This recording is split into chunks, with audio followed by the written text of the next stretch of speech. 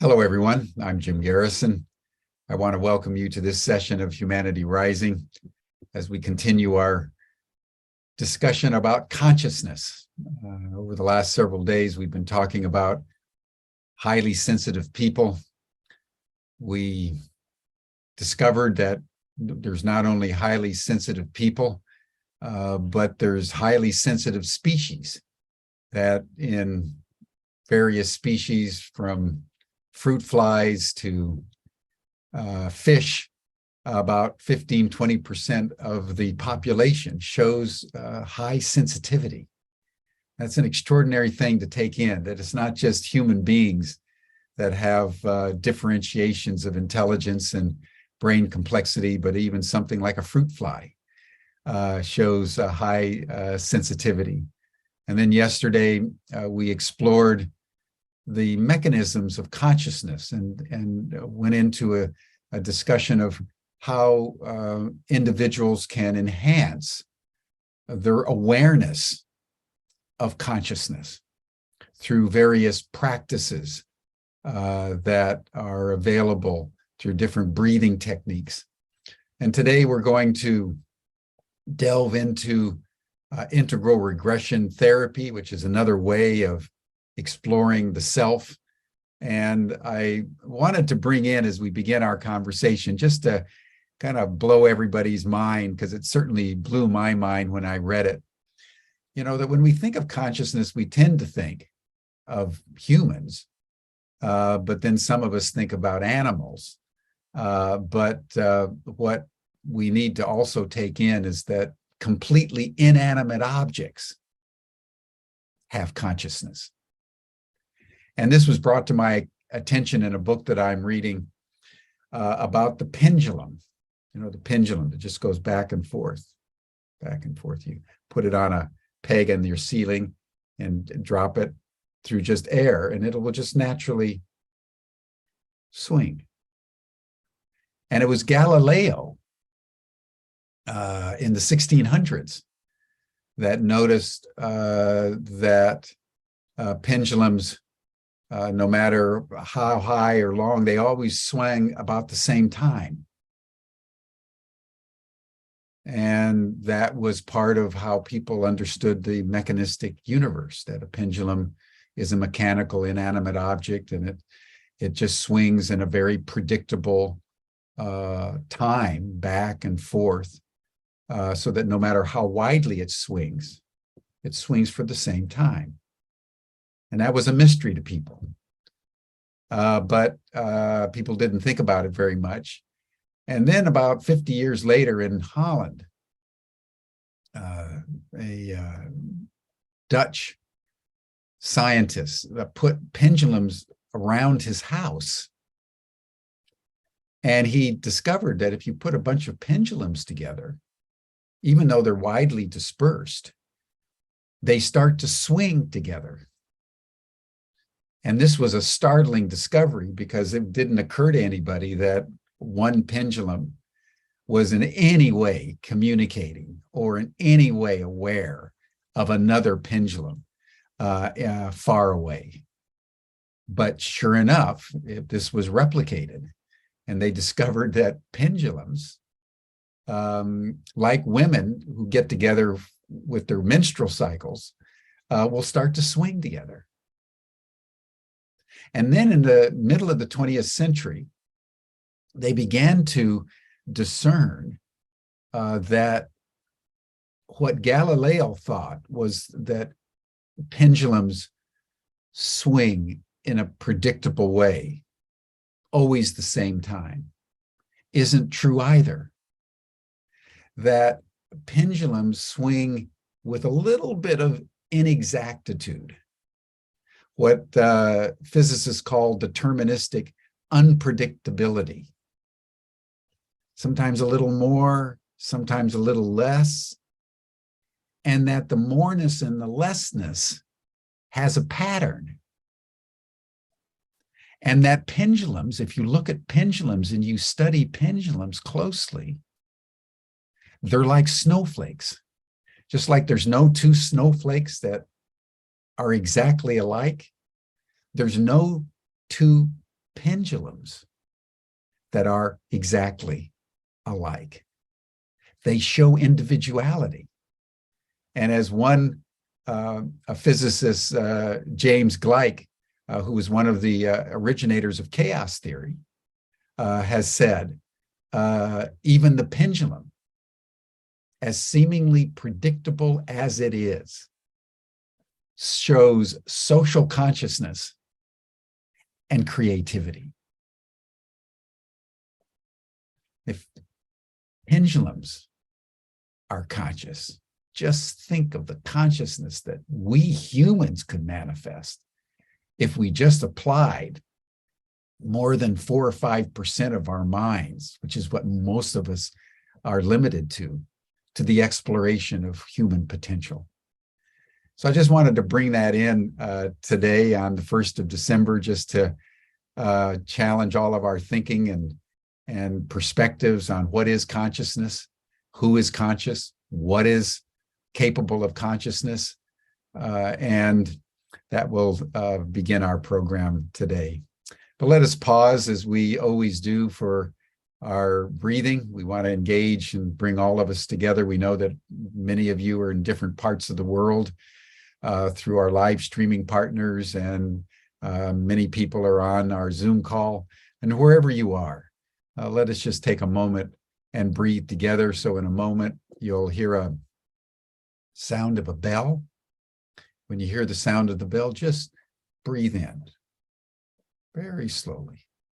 In about 5.5 seconds, you'll hear another bell, and then just exhale very slowly. And we're going to take 10 breaths together and develop our coherence, unite our hearts and our intentions for the program to come. Thank you, everyone. Let us breathe together. One moment, we have some Zoom hiccups.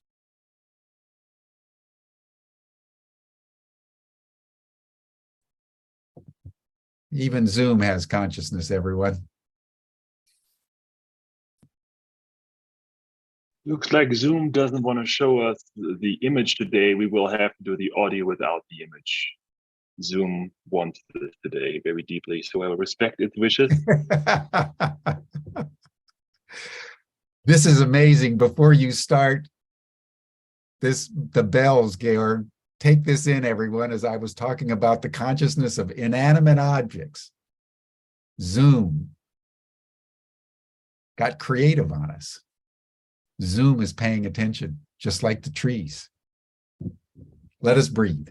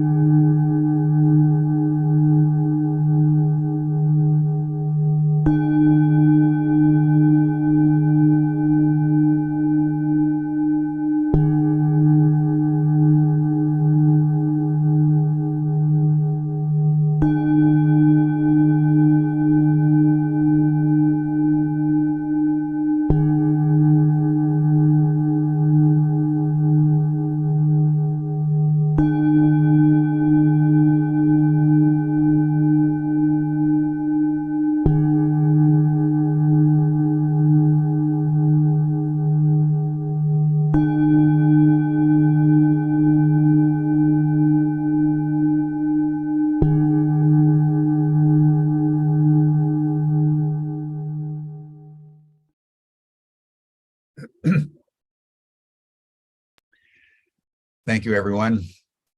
It's good to breathe together in the awareness that all the universe is paying attention at whatever level with everything that's going on. We are aware, even if unconsciously. We can communicate, we can feel, and bringing ourselves into coherence as we do at the beginning of every session is such a good feeling, because I can feel the calm in our community, even though I can't see anybody and I can't feel anybody in a sensory way. So thank you, Zoom, for reminding us of how consciousness works and how conscious you are. And within that spirit, I want to now turn our attention to India, to Aurobindo, where one of our Humanity Rising communities, Sigrid Linnerman, lives. She originally is from Germany, has been working and living in Aurobindo as part of that community for many, many years. She's a homeopath and has been researching and developing a practice around what she calls integral regression therapy. She popped up on Humanity Rising some months ago and made some comments I was so struck by that I searched Sigrid out and we became acquainted, and I invited her to make a more robust presentation about her life and work and talk a little bit about Aurobindo. So Sigrid, thank you so much for everything you've done to support our community, and I turn our program over to you. Thank you so much, Jim. I really love the breathing. Thank you so much for your introduction.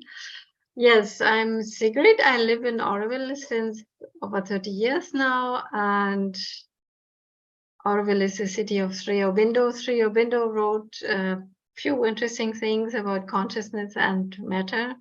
So as a homeopath, I'm very interested also how Sri Aurobindo describes the different levels of matter and the consciousness, as homeopathy is actually the way to explore the consciousness of every substance, of plant substance, animal substances, minerals, innate objects, stones.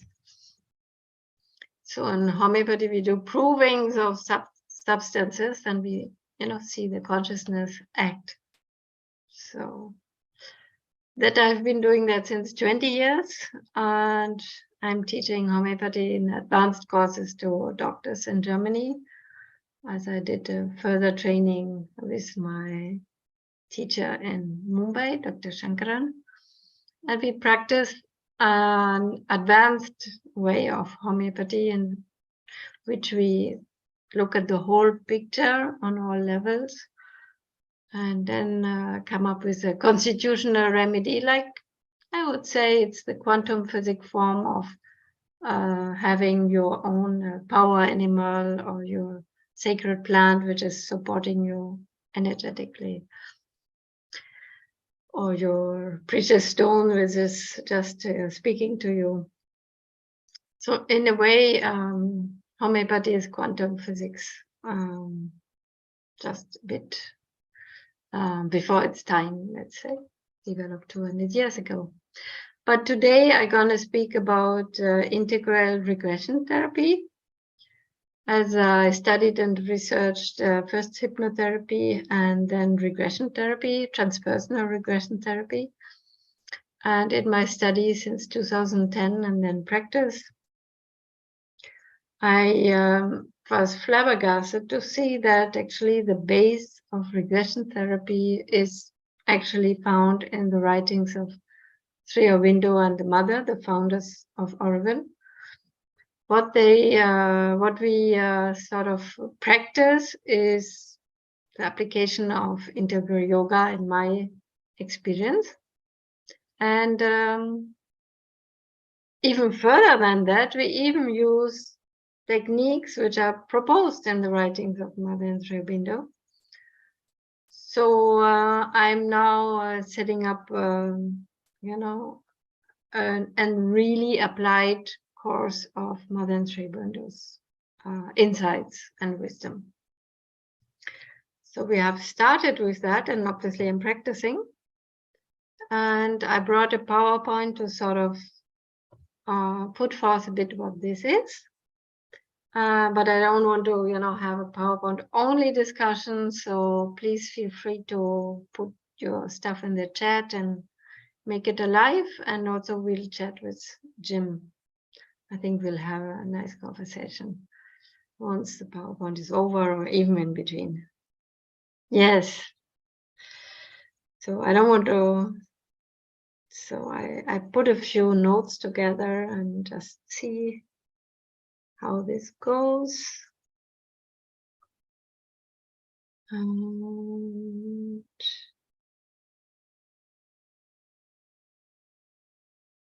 can you see this?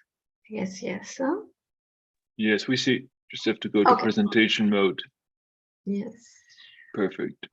Yes, there's good. Yeah. Okay, integral regression therapy. I would like to call it tracing your evolution as a soul incarnated. Obviously, we are looking at past lives, but not only. Why I take this session or learn about this is because we do intense sessions in which we can resolve trauma due to accidents, births, or life situations, unblock childhood memories and its conclusion, which are now limiting us to develop to full potential. We can also address long-standing health issues with or without medical causes. Let's say we would do something which hasn't been solved by other modalities, because if you can just take an aspirin, you wouldn't do all this. But there's enough with the homeopathic come across a lot, which doesn't really fit to the allopathic system. Of course, then there are the questions about life, about past lives, about incarnation. These can be explored. And then, of course, this is based on the insights to karma and dharma through this life, or even in your past lives. To check the origin of your soul's journey can be also very interesting sessions. And we are working with the body, emotion, mind, spirit connect in order to transform early conclusions, to unblock energy, to release, to cartetize, and also to access the wisdom, because after all, we live to learn. Our soul is here to develop, and we might as well gather the wisdom. Otherwise, we have to redo. The integral yoga is expressed by Aurobindo and the mother. I don't know how familiar this forum is with this ubiquity. Of course, we work with the realities of karma and dharma. I said this already. Evolution of the soul through embodied experiences, life after life. And we go back to earlier incarnations and the soul's origin to grow awareness of our soul's evolution. These 2 to 3 hour transformational sessions are with a focus. So we take one topic which we can handle in 2 to 3 hours. This could be accident trauma relief, inner child work, going back to an early childhood experiences and look at that precisely. Also do birth and pre-birth experiences, and then past life regression and the death experience, energy work, or there can be even advanced session looking how several past lives are connected. So that usually takes 2 to 3 hours, sometimes longer. So we don't take like all my issues with mom, because then we'll sit there for a few days. But we'll take one issue which we don't understand, or which we understand, but we can't, come to change just with our own insights. Then we'll do a guided session. We don't work with hypnosis. We don't work with hypnotherapeutic interventions. But we work with natural trance. And this natural trance is actually the trance with which you come, the trance which is your question. If you come with a question, means that you know that something is not as you would expect it to be. So something is out of sync. And we just, enhance this out of sync, focusing, talking about it, going into the feelings, the physical sensations, the images. And you will just very quickly, usually very quickly, drift into a trance which opens your window into an earlier experience. And we go back as much as required for healing and transformation. So it's not for curiosity, it is the major part of the session is for healing. Going back to memory is just the beginning of the session. The facilitator in this is just accompanying a natural process. I mean, something which could also happen spontaneously and is present to the client, observes also the body language, the emotions, supports the deepening or processing, whatever is needed, or the catharsis, the letting go, and inspires the client to express what wasn't expressed, to feel what wasn't felt,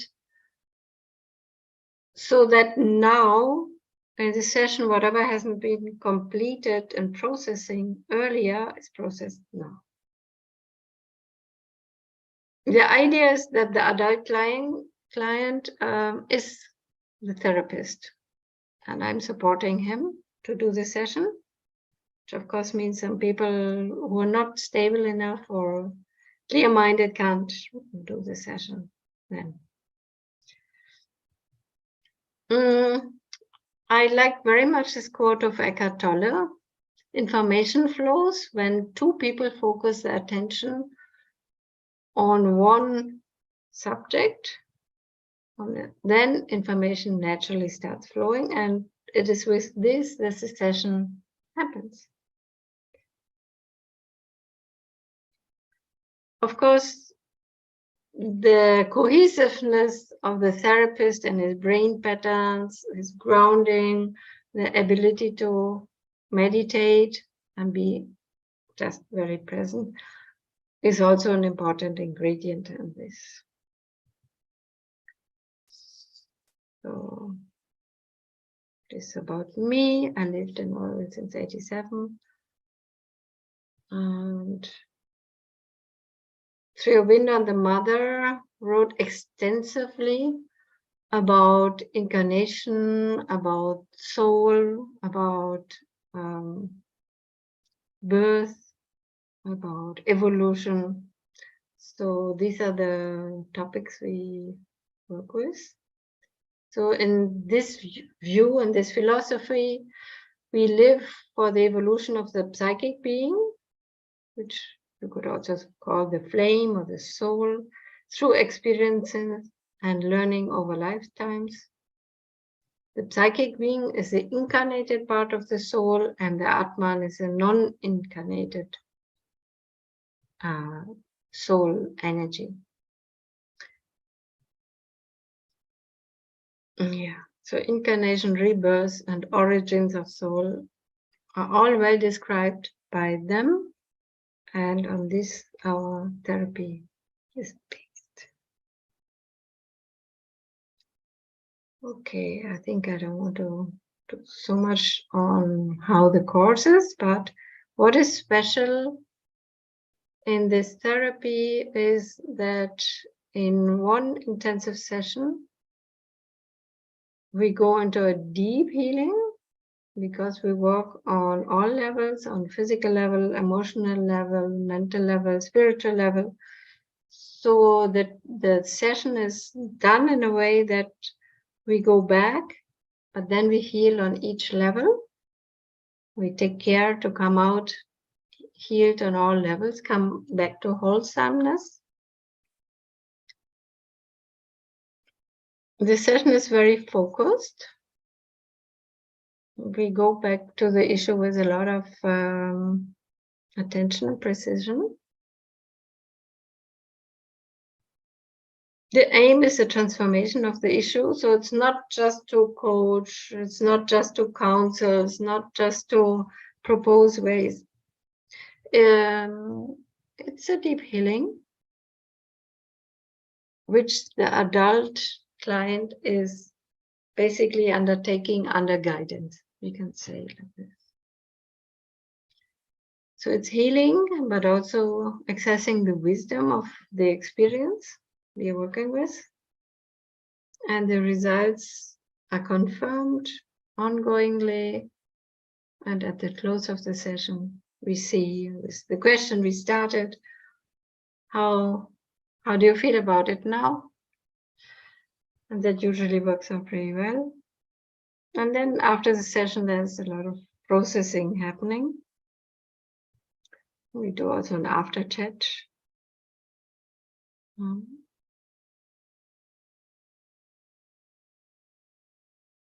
It's a deep work.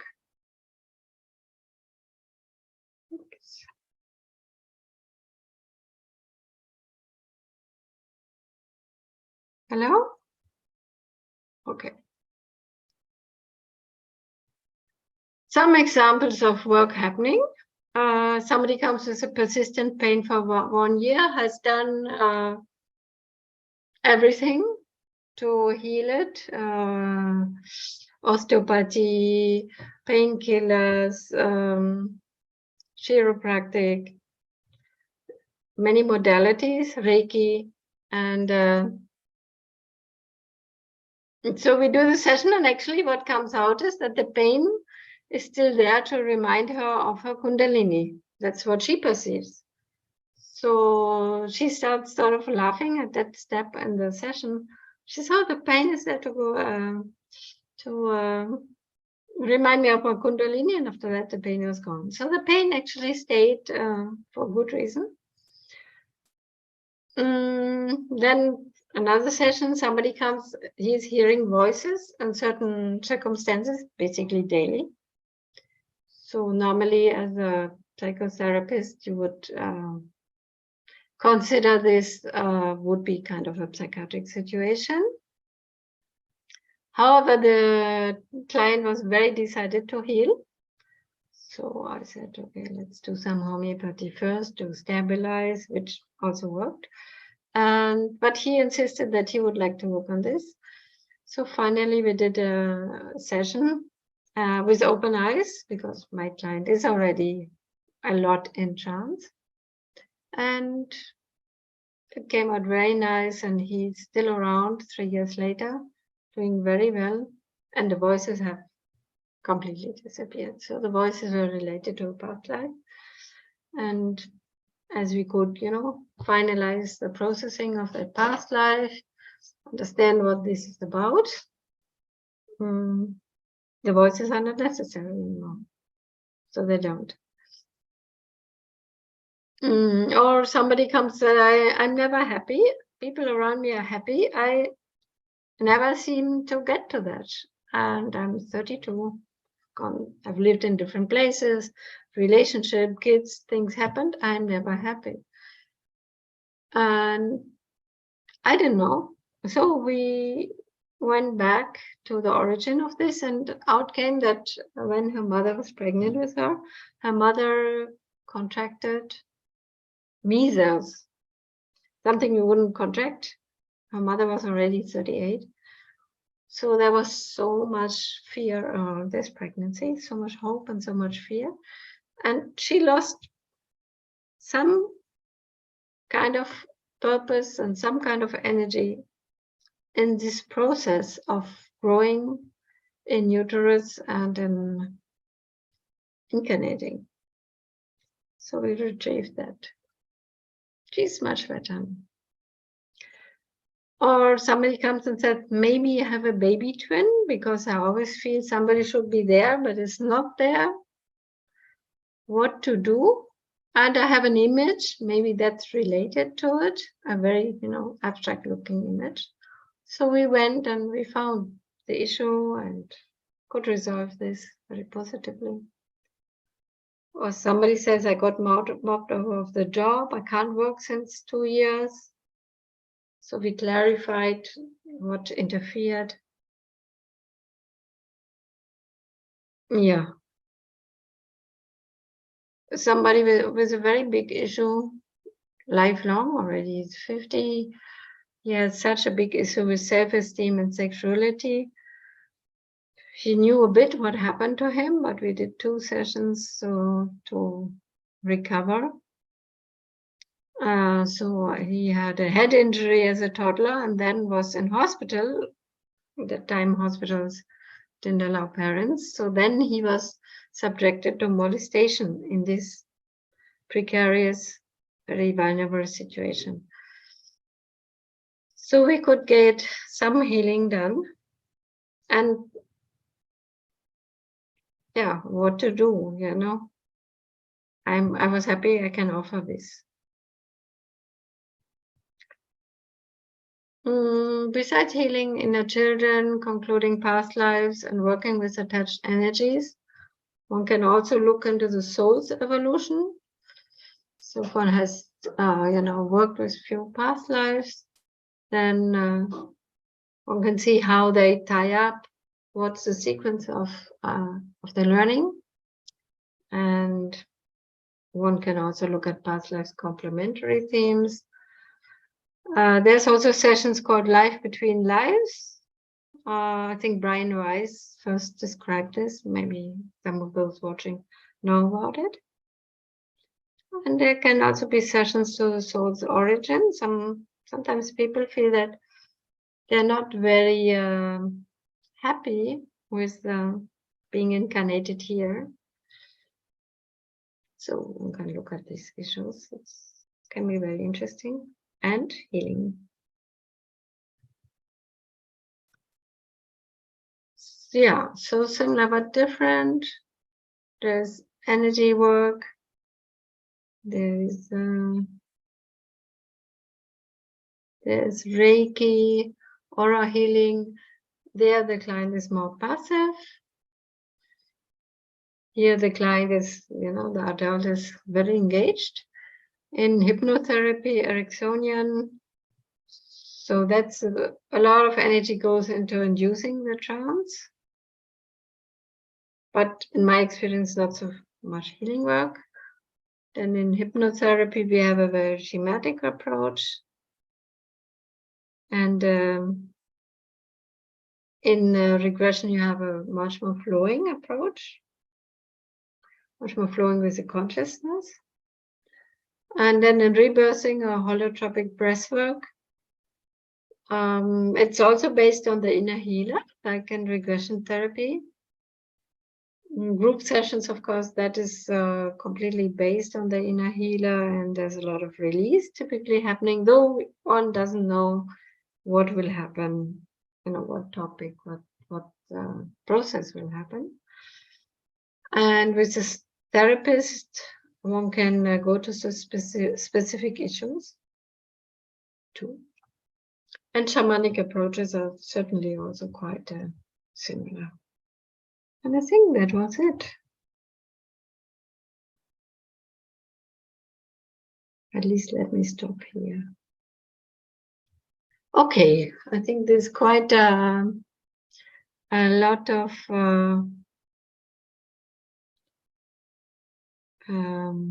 theory already, so I'd like to hear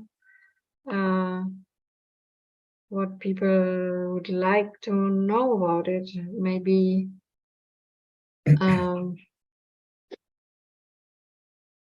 Well, thank you, Sigrid, very much. Before we get to the questions in the chat, let me just ask you a few questions just so we can get a sense of your life and context a little bit more. Tell us a little bit more about your early childhood and life and what motivated you to go to India from Germany, and then what was the pathway to Aurobindo and the decision to stay there for the last 30 plus years. Tell us your story first. So that story obviously relates very much to this, because I have memories when I was 5, when I wanted to have black hair and do some dance, and whatever I saw around me was not at all what I meant. So there's this photo of me in a ballet dress, which my mom tried to do her best, but that was not what it was. So I was 12, I had a pen friend in India, and with 21 on my birthday, I decided I found somebody to go. And yeah, we visited Aurobindo pretty 10 days later, and I said, I'm going to stay here. Just felt home. Then I still traveled, went back to Germany, studied a bit more mathematics, and bumped 4 times into Aurobindo, friends of Aurobindo. Association was just next to my cousin's house in a 1 million city, inhabitant city in Cologne. So I guess Aurobindo found me. And then I left with a little backpack after throwing a big party. Nobody could imagine I would leave, but I never missed Germany a second. Well, in some ways, Germany and India are about as opposite as it's possible to be on planet Earth. And so in some ways you were going to your opposite culturally and religiously, but intuitively you felt right at home in the Indian milieu and in Aurobindo. That's very interesting. Yeah, even in Mumbai was, smells and sights which were unusual to me. Yeah. That didn't matter, I felt at home immediately. I'm like, okay, finally. Yeah. So, of course, past 15 years, I've been going back 4 months a year to Germany to teach. But that's possible. But home feels more here. Or let's say I have 2 homes. So then, of course, I had questions. In any circumstance where I meet people, you're from Germany, but you live in India, but where's your home? And are you German or are you Indian? Or how should we name you? So there's always 2 of me. And so obviously looking at past lives, then things occurred. Writings of Aurobindo first were insightful for me, then also the hypnotherapy and regression therapy. And let's say it's good to be free from past burdens after exploring. And then, who knows, maybe one day I will make my home in Africa. I don't know. Let's be sort of open, For now, it's here. And would you say that part of the resonance that you felt going to India was due to some past life? Do you have a recall of a past life through your own regressive therapy that would have led you to India in this way? Yeah, of course. Of course. And of course, I had glimpses even sort of naturally. Some glimpses when I did Sufi whirling, some glimpses when I went to to Mumbai to study homeopathy, and there was Indian dance performances on the social evening, and so that occurred, every year. So it was like, okay, will this happen again? And So that's a very strong connect. And then when I learned hypnotherapy and regression therapy, then I could explore this in a more structured way and also in a more healing way than just having a glimpse. And I would say, yeah, the aim is to be in this life. So if stuff from the past is there, it can be limiting, but it can also be supporting you now. So let's go for that one. So And let's explore that a little bit more, because I'd love to have your sense as someone who's bridged both civilizations, as it were, the West and the East, of the transmigration of souls and reincarnation. How did you begin to access that dimension in your own life and in your own spirituality? For example, quite some things occurred spontaneously. I remember when I heard about Vipassana. So at that time, people from Aurobindo did go. So I also decided to go after kind of emotional turmoil. So I arrived in the city where the Vipassana is supposed to take place, 24 hours from Aurobindo. And the whole night I dreamt about my whole life. And then next morning I felt like I'm, I can't do 10 days of meditation. No, I'm sick. I had fever. So I went back and returned. But that means my whole, there must have been a past life connected to this, so that all this process happens. And then at another sort of turning point in my life, I did a trip in South India, and I found many places where I felt I've been here. I know this place. I know this vibe. I know my way around here. And even the local people, so I speak Tamil. I could learn Tamil, which is, very different language than where I come from. But I could learn it quite easily. Wow. So that is connected also to the past lives. But I cannot, on the other hand,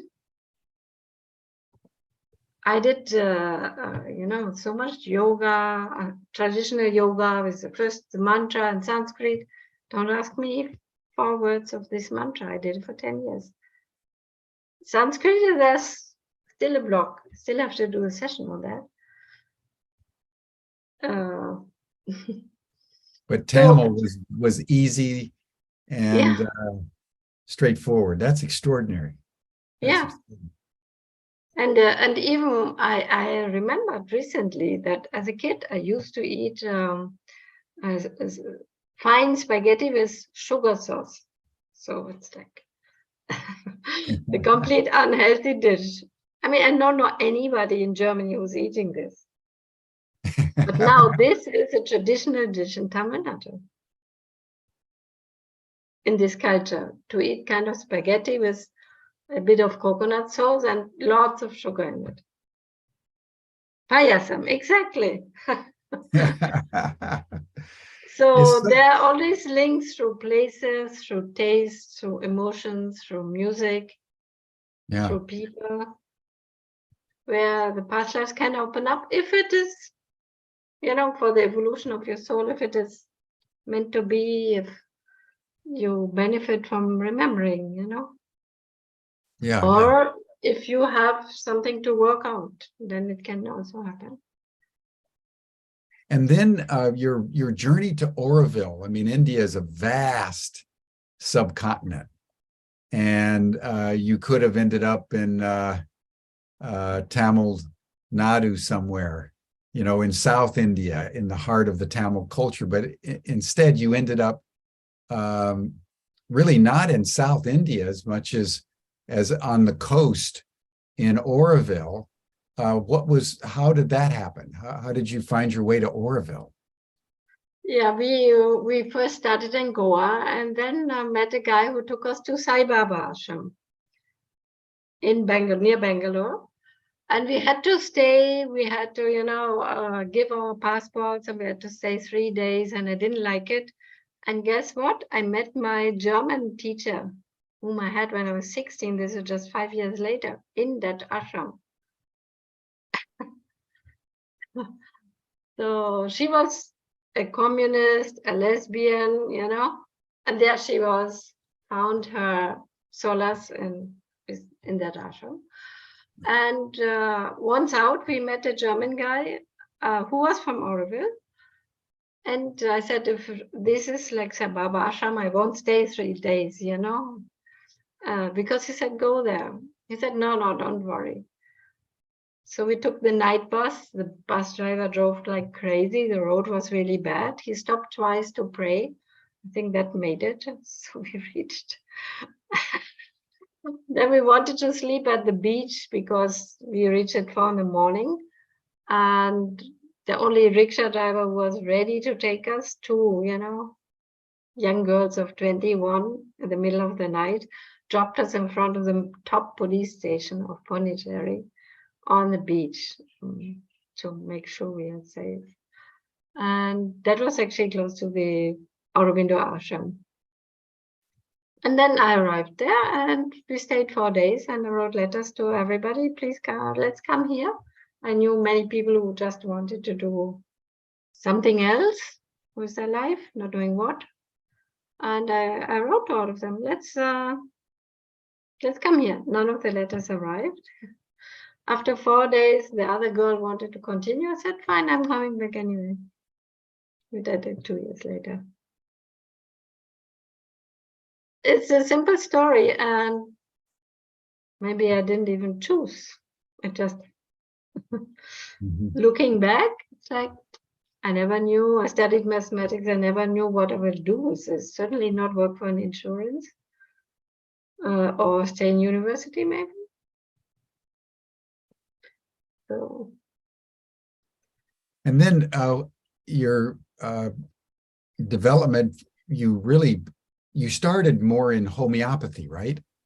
Yeah, so in my first week in Aurobindo, I was sick and met my first homeopathy teacher, a German lady who's still good friends, and started to learn about homeopathy. Though my mother now says, why didn't you study medicine? I said, never occurred to me.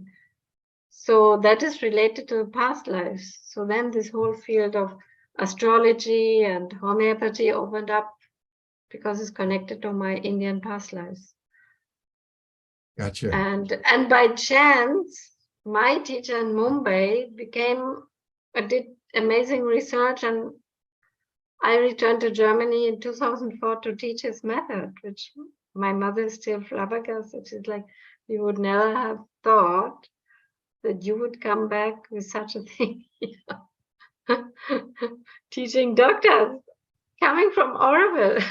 Kind of unlikely, huh? Yeah. But the focus of your work more and more now is really on this integral regression therapy. And if I understood your PowerPoint, what you've said, essentially it's a pathway back to a wound that may be conscious or unconscious, and spending time on the wound and allowing the wound to inform and catalyze a process of healing. Yes. Through sort of consciously massaging the relationship that you have now with a wound in your past. So you bring that past wound into your present and allow it to inform a healing process. Is that basically the dynamic? Yes. So regression means going back. So actually, when you're in that process, you're in two consciousnesses at the same time. So you're the adult, the client is he now, but let's say we invite an inner child. That is, of course, a different time-space continuum when the same person is just 5 years, or maybe a 6 month fetus. But Everybody can do it, you know. I've worked now for over 10 years with clients from all walks of life. And humans can just do this because it's their own consciousness at play. So we can have, you know, the adult and the inner child, and they can have a dialogue, and that already does a lot of healing because the child didn't have that adult listening. That's the first part of the healing. And then we invite, you know, So let the me just mother. interrupt. So what happens is the adult meets the child, Yeah, and the child is liberated because the child then has an adult to talk with and interact with who understands, because that adult was the child. exactly. Right. So that then begins this dialogue, and that's what accesses the wound and allows the miasm of the wound, to use a homeopathic term, to be liberated, to be broken up and redeemed. So it's the dialogue between the adult and the child. Mm-hmm. I see. And so because an inner child typically is kind of dissociated, no? Yeah. So that breaks the dissociation. Right. And part of your job as the therapist is to assist in that process. Yes. Right. So sometimes, for example, we give also, if it fits, we give a cushion and say, okay, now give a big hug to this inner child after the contact is there. And it's just amazing, you know, people have tears flowing and go in such an inner processing. Right. Well, you know, it's because so, you add the sensory dimension to it. Well, it's so amazing, this phenomenon of memory, because what you're really accessing is memory. And memory, we used to think was something in the past, but memory is something that's in the present. And to remember something in the present in an empathetic, compassionate way actually changes the memory, because memories are shaped by emotion, right? Yes. Yeah. Yes. So say. And also we go into what, as a child, so what kind of decision you took, maybe decision about, okay, I can never trust anyone, or the world is cruel, or I don't want to live. And so to explore that and then do the healing. So you, as a facilitator, I see, so what needs to happen to transform this? Yeah. Mm-hmm. So maybe you invite all your family around you and you realize that actually I wasn't alone. In the dissociated state, you were alone, but maybe, you know, short time later, not. Yeah, as you remember, you realize your mother was trying to help.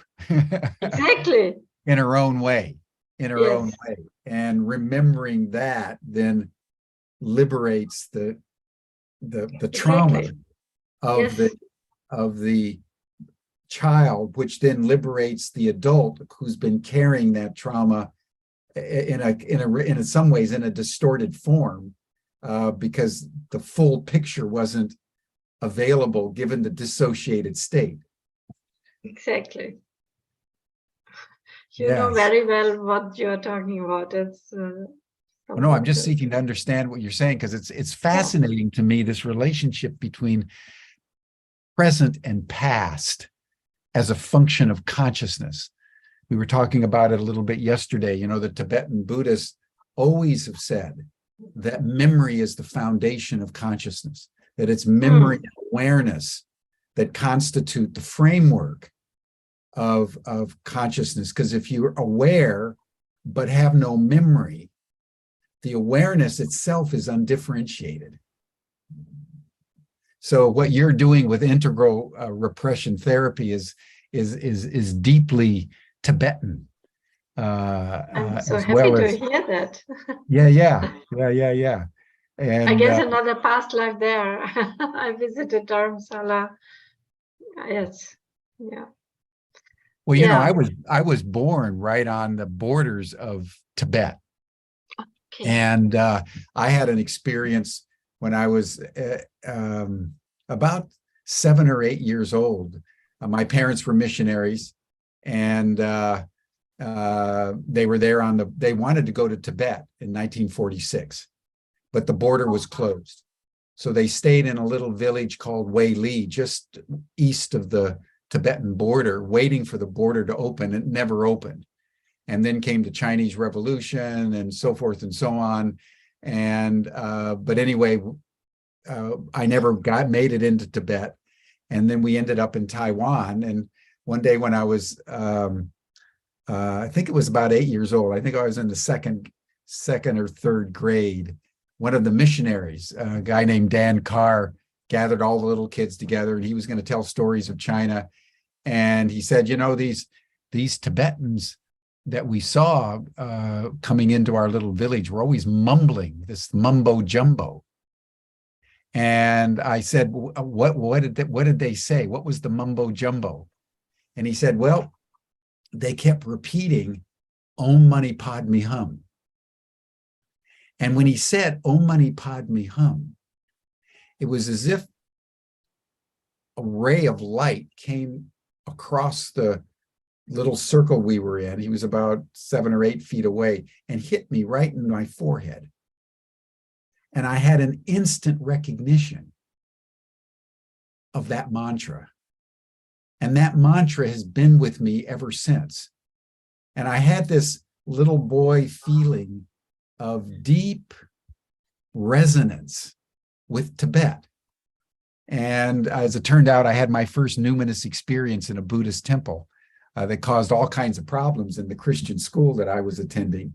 But I have this resonance with what you're saying, that oftentimes an awareness of past lives and a pathway into something like integral regressive therapy isn't volitional.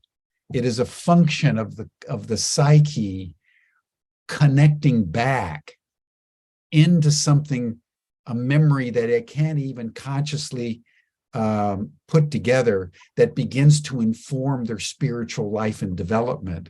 And then at some point comes into a fruition and they become more fully whole. So I think you and I have had similar experiences with the East. Yes. And I've been to Nepal, I've been to Tibet. We went to Mount Kailash with a group of our students, and it really felt to me like I was coming home in a very, very profound way. I guess so. Yes, I guess so. Wow. You know, I guess so. and Yes.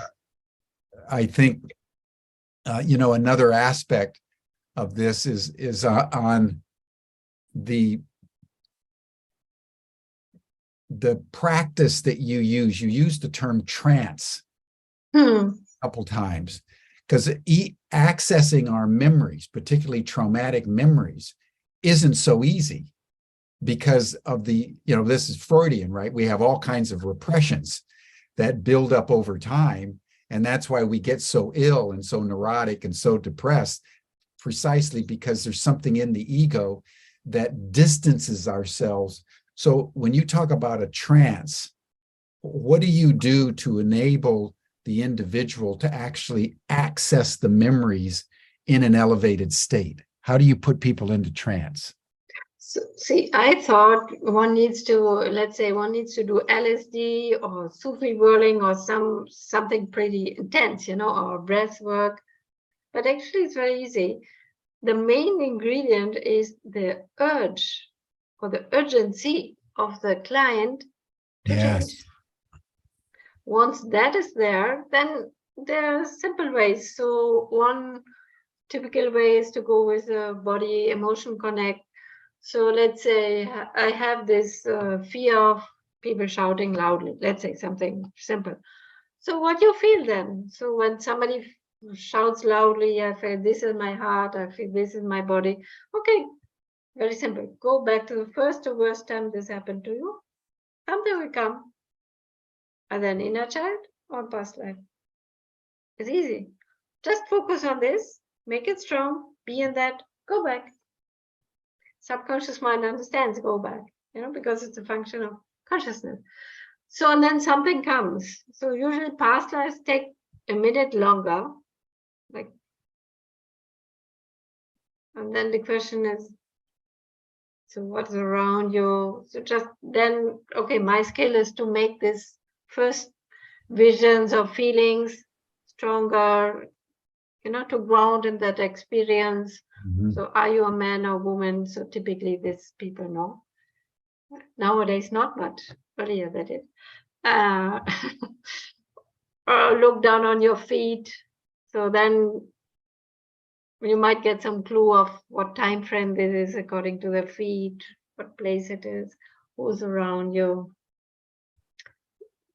It's a skill one can learn, but the process is very simple. Or if it is, let's say, more a question than a body experience, then I use a technique which actually Mother describes in her writing. She describes a room. I also learned it in my training. Said, just imagine your room. Close your eyes and imagine your room. Now everybody can do that.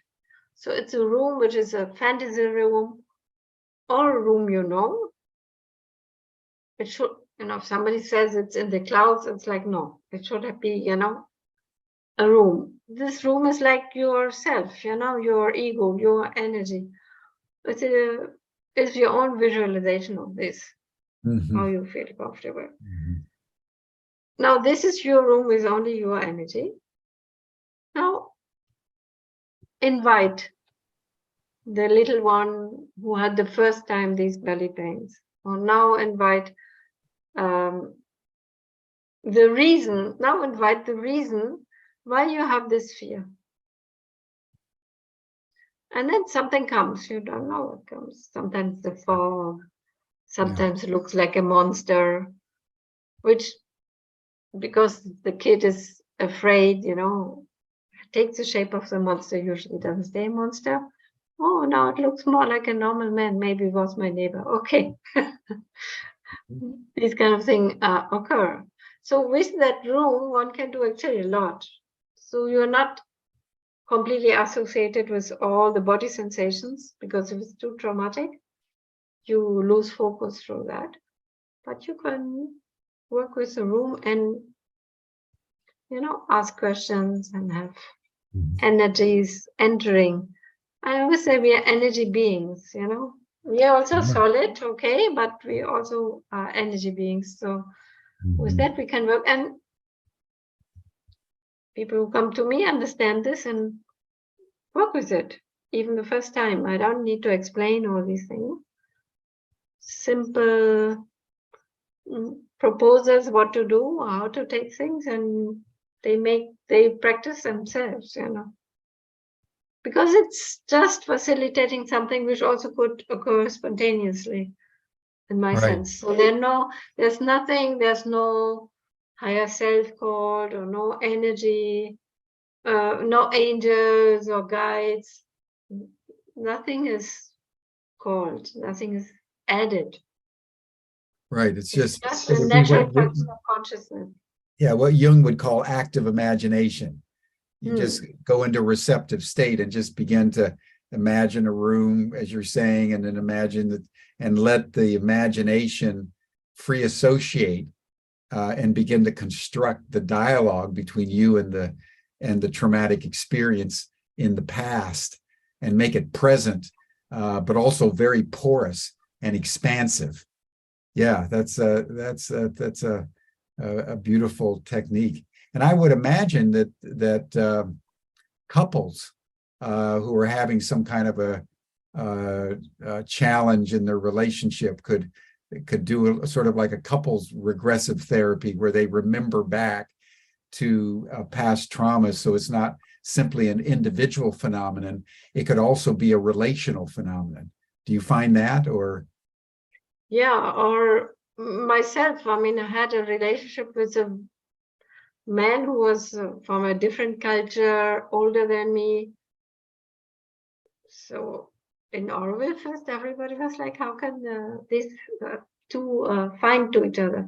Obviously, it's also because we had already some unfinished business, in the past. So I learned that a bit later, but especially in a place like Aurobindo, unusual relationships happen because a community like Aurobindo is also a field where people with certain aspiration meet and are ready to process and to evolve, you know. So then that sets you up for unusual encounters. And I mean, the founder, she said, all of you who are here know each other from the past, from past lives, and you're just going for another round. And I think that can explain a lot of what I also see in clinic working with Aurobillians. So well, let's also jump very into interesting. let's jump into some of the questions from the chat. One from Tally Rhodes. What disposition do participants bring? You know, if a person comes in with a scientific and non-spiritual orientation, how does that affect the work that you do as a therapist? So if they're convinced they can do everything with science, then they wouldn't come. So I have to work with that part of them who wants to change and who's maybe desperate, you know, because they haven't found answers. Usually it's not I mean, Indians do, but Westerners come to a session like this only because other things didn't work for them. So same with homeopathy, no? You have something, nobody can understand it, then last resort is, so I always say homeopathy is a science of strange and unexplainable phenomena. So similar with regression, you have something people don't get by with, then you come. Right, so that you end up in Aurobindo and in integral regressive therapy when you've tried everything else. Yeah. Often, yeah. Often. I don't mind. That's the interesting sessions. Right. So the scientific worldview wouldn't bother you at all. There's no necessary spiritual orientation. The ingredient that's really necessary is the urgency of the soul to grapple with the issue. Yes. Yeah. And science, I mean, what is science? Medicine is, allopathics is actually is a very old scientific paradigm. I mean, aesthetic mathematics and physics and quantum physics, that's the new, you know, medicine. So we are energy beings, that's part of quantum physics. Then Shannon MacArthur is asking, why is yoga part of the name of what you do? Well, Intro Yoga by Sri Aurobindo, so they have written extensively about past lives, reincarnation, even birth, childhood, and education to grow the soul rather than to prepare you to take professions. So we have free progress schools in Aurobindo, and even for a small number of kids, we have 3 different strands of schools. The schools with a fixed curriculum, the schools with a free progress curriculum, and then schools where the parents make it a very different experience than what we understand school normally of. So so I would like to stress that this therapy mode is based on integral yoga, or even applied integral yoga, like what I shared with this room. I mean, it's like taking one-to-one from their writings. And also the mother researched a lot of the consciousness in the body very early on in the 20s. I don't know if it was common, but it became more common in the West in the 70s. Maybe it was already. So she wrote a lot of body consciousness, how emotions are stored in the body, how experience are stored in the body, how just by awareness and putting consciousness, the body can heal by resolving these issues through focus. So that is also part of this therapy mode. Yeah, for me, after living here for so long, I'm so happy to, you know, bring the philosophy and the application together. Yes. Well, you know, Sri Aurobindo was, arguably along with Teilhard de Chardin and a few others in the level of spirituality, one of the great minds of the 20th century. I mean, he looked at the world from a completely integral way in terms of the interpenetration of the invisible and visible realms, the emotions, the body, the mind, the spirit, past lives, present lives. I mean, he was really the fountainhead of integral consciousness in a modern way.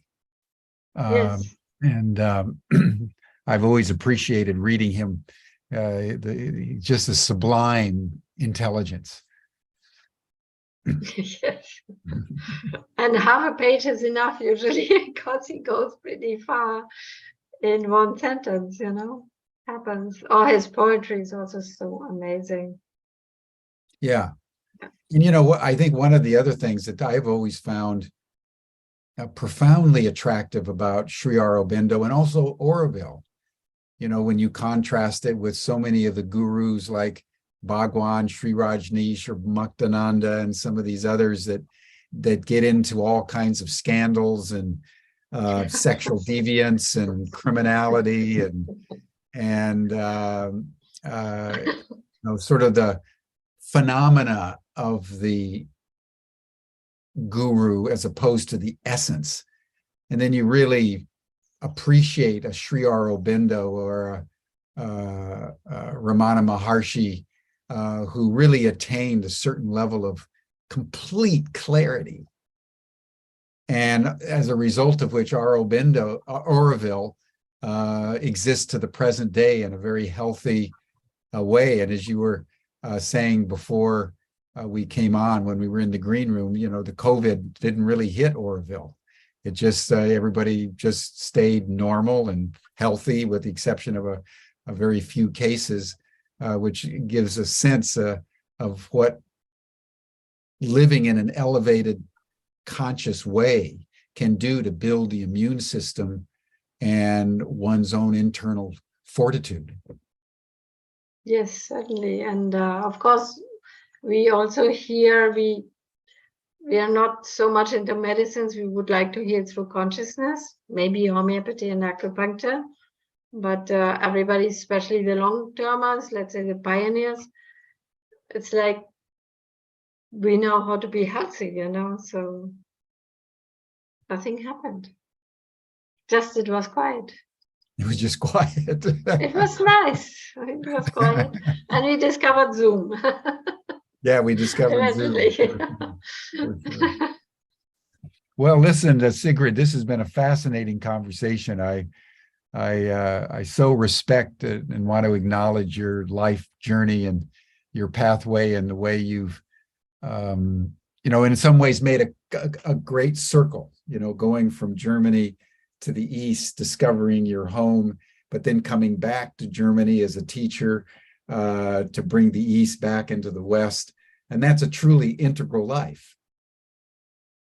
You've blended and integrated rather than separated and divorced and excluded. So that's you've walked your talk in a very profound way, and I've learned a lot and really appreciate what you're doing in the world. So important, so important. I would like to show one image from Aurobindo, which Sure. speaks to me, maybe also to others. Just this. So this is the amphitheater, and this is one of the annual coming together in a morning meditation with a bonfire. And here you see the forest, which wasn't there 50 years ago. And now we live in a forest, as you see. And yeah, here Aurobindo was inaugurated actually in 1968. And for me, I see community and like-minded people coming together. So for 12 years, I organized the community events here. So meditative events with a bit of music or flute or Russian bells or, different occasions to come together. because beside that, Aurobidians are very individualistic. So people think, oh, you're meeting every morning. No, we meet 3 mornings a year. So it's not religious in any way, I would say. It's a very open-minded, very spiritual community, but Sri Aurobindo was an anarchist in his own way, so that is still the case. And there's also social research and projects like this, of course, happening. That's so profound what you just brought in, that, you know, Auroville isn't ideological. So many of the gurus, you know, become ideological, and you have to wear the orange robe if you were a sannyasin with Osho, and you have to do this or you not do that. And you're right, Aurobindo was the great anarchist. He was a spiritual anarchist, and in the best sense of that term, and founded a community that has continued that elegance of free thinking. And I love it that they only meet 3 times a year. That's really good. And the rest of the time they're just living their lives. Yeah, I mean, so now I created like a weekly, you know, meditation with music. That's fine. Or we had a full moon meditation there, which is also nice. I mean, sometimes I think it would be good to harness the energy of collectivity in this kind of aspiration a bit more, but okay. People might meditate in their garden, and that's also fine, you know. Yeah. It's whatever gets you through the night. But this call, you know, this call which brought me there, I mean, it's still happening. Now the founders passed on into, let's say, invisible realms, but even people are coming the same way I came. Yeah. It's still happening. And Auroville today is the community is the oldest community with 50 something years, the biggest community with 3,200 people from 60 countries. I mean, it's like the flagship. And yeah, they're still there. Yeah. And it's still developing. Growing. Now, I want to close our discussion with just reading something that Dr. Ferguson just put in the chat. As an African American, interestingly, Sri Aurobindo was revealed to me as one of my spiritual guides. He says, in his humble view, one's past lives are only relevant to one's current life and may be revealed to a person to provide perspective for one's current life's journey.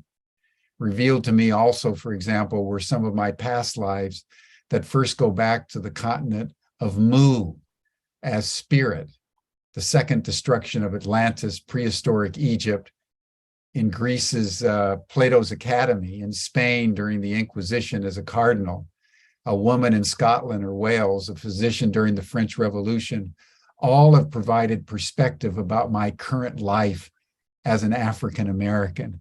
I wanted to bring that in because in the end, it's not about the past. It's actually about the future. So the intermingling of the present and the past, as Cuff is indicating, you know, in these past lives, we've had so many different experiences. I mean, it's extraordinary, but they're all there and they're all recalled to inform how we live more authentically today as we move forward through space and time. What would be your closing comment on that? Absolutely. So also in the training and in my experience, the whole point is to be more present here, now. Yeah. It's not to escape into I suffer because we have this already. I suffer because parents, and I suffer because of past life. No. You have an issue with past life, resolve it and then move on, no? Gather the wisdom and be more complete in your journey. Gather the parts of the being which are dissociated to be more here, because then you can act. Sri Aurobindo's philosophy is to bring the spiritual realms to the earthly experience. Yeah. It's not to escape, but to manifest. Yeah. Well, you know, we ought to have a session, Cuff. We ought to have a session where you come on and just tell some stories about your past lives. Wouldn't it be cool to have a couple of sessions where we just spend a week talking about past lives that we've all had and indications of liminal states and memories? I'm going to think about that for 2023. I think that would be very, very exciting. Maybe stop sharing your screen, Sigrid, as we close here. Oh, okay. Maybe we Right, are already everyone. connected through past lives because people are connected to this platform.